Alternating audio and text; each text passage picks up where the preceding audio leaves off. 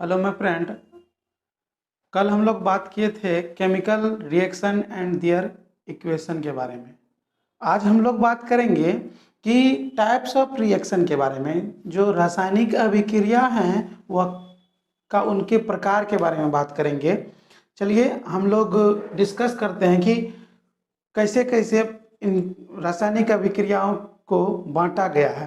तो पहला हम बात करते हैं कि कॉम्बिनेशन एंड डिकम्पोजिशन के बारे में। ये दोनों रिएक्शन के बारे में बात करते हैं कि कॉम्बिनेशन रिएक्शन क्या होता है। कॉम्बिनेशन रिएक्शन का हिंदी संयोजन अभिक्रिया।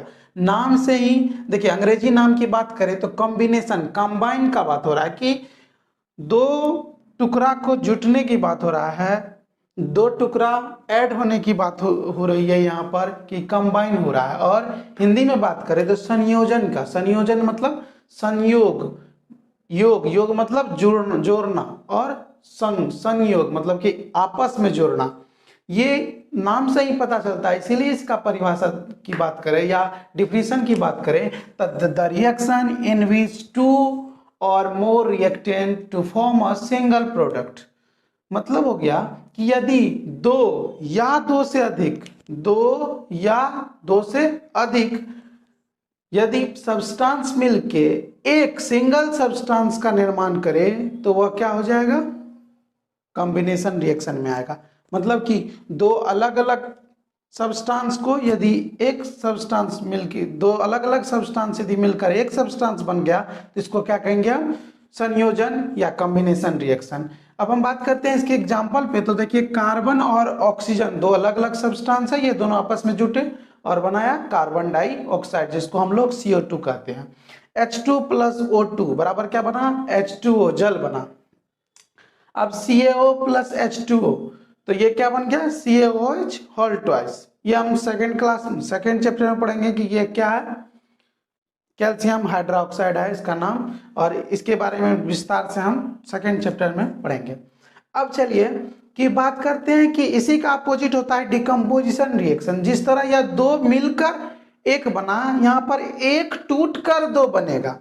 The reaction in which reactant decompose, जो हमारा प्रतिकारक है या अभिकारक है वह टूटता है, डिकम्पोज होता है, और दो अलग अलग सब्सटेंस, दो या दो से अधिक सब्सटेंस में क्या होता है, स्प्लिट हो जाता है, टूट जाता है, टुकड़ा में बट जाता है।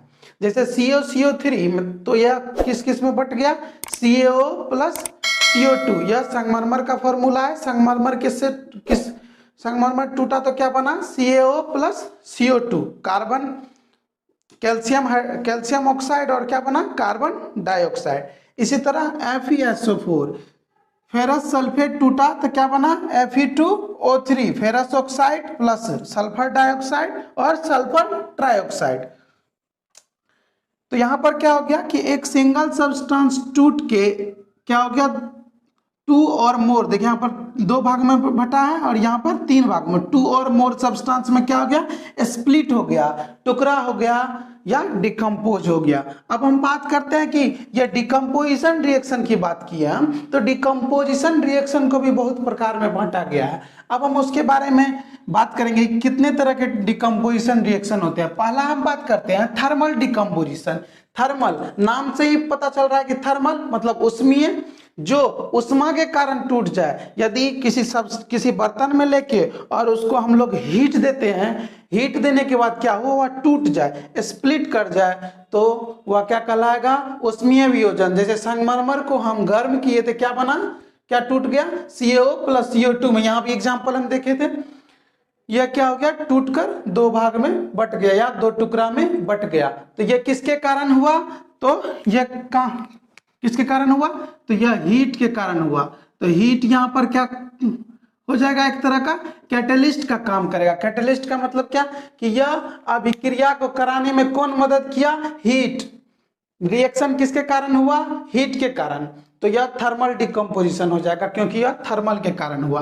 अब इलेक्ट्रोलाइटिक डिकम्पोजिशन क्या होता है, वैद्युत वियोजन, जो विद्युत धारा के कारण वियोजन हो। The electricity passing through oxide and chloride they split. यदि किसी पदार्थ के या किसी सब्सटेंस के ऑक्साइड या क्लोराइड से हम लोग विद्युत धारा कंटिन्यूसली प्रवाहित करें या कंटिन्यूसली पासिंग करें तो वह क्या होगा, टूट जाएगा। किस टूट जाएगा?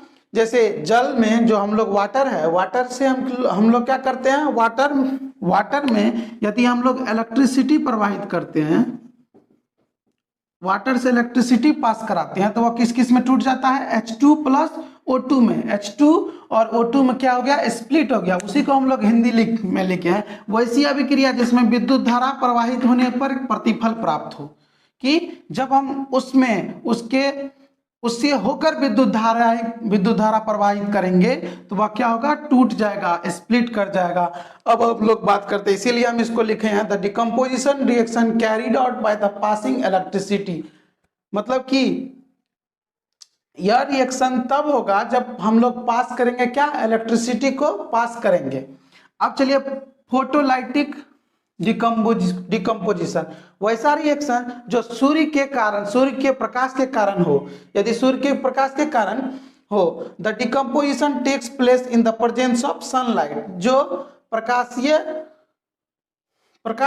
सूर्य के प्रकाश की उपस्थिति में हो, वैसा भी वियोजन जो सूर्य के प्रकाश की उपस्थिति में हो। इसी का एग्जांपल लिए AgBr को यदि हम सनलाइट के प्रेजेंस में रखेंगे, सूर्य की उपस्थिति में इसको रखेंगे तो क्या होगा, टूट जाएगा। किसमें टूट जाएगा, Ag अलग टूट जाएगा और Br अलग हो जाएगा। उसी तरह AgCl को लिए तो Ag अलग हो जाएगा और Cl अलग हो जाएगा। ये किसके कारण हुआ, तो सनलाइट के कारण हुआ, सनलाइट। अब हम लोग आगे की ओर बात करेंगे कि केमिकल रिएक्शन के और कौन कौन से प्रकार हैं। हाँ, हम लोग पहली क्लास में बात किए थे केमिकल रिएक्शन क्या होता है और उनके इक्वेशन के बारे में बात किए कि रासायनिक अभिक्रिया क्या होती है। तो उसका लिंक डिस्क्रिप्शन में दिया हुआ है, उस वीडियो को भी आप देख सकते हैं। और आज की क्लास में हम लोग बताए कि टाइप्स ऑफ रिएक्शन, कि हमारे केमिस्ट्री में क्लास 10th में कि कितने प्रकार के रिएक्शन को दिया गया है, मतलब केमिकल रिएक्शन कितने प्रकार के हैं, जो हम बताएं combination reaction, decomposition reaction, thermal decomposition और फोटोलाइटिक डिकम्पोजिशन और इलेक्ट्रोलाइटिक डिकम्पोजिशन। और अगली क्लास में कुछ और रिएक्शन के प्रकार बच गए हैं, टाइप्स ऑफ रिएक्शन, जो अगली क्लास में हम लोग लेंगे। यदि आपको वीडियो अच्छा लगा तो लाइक कीजिए, सब्सक्राइब कीजिए और शेयर कीजिए और कमेंट जरूर से जरूर करें, जिससे हमें पता चल सके कि आपको क्या त्रुटि हो रही है और या क्या आपको चाहिए। Thank you very much.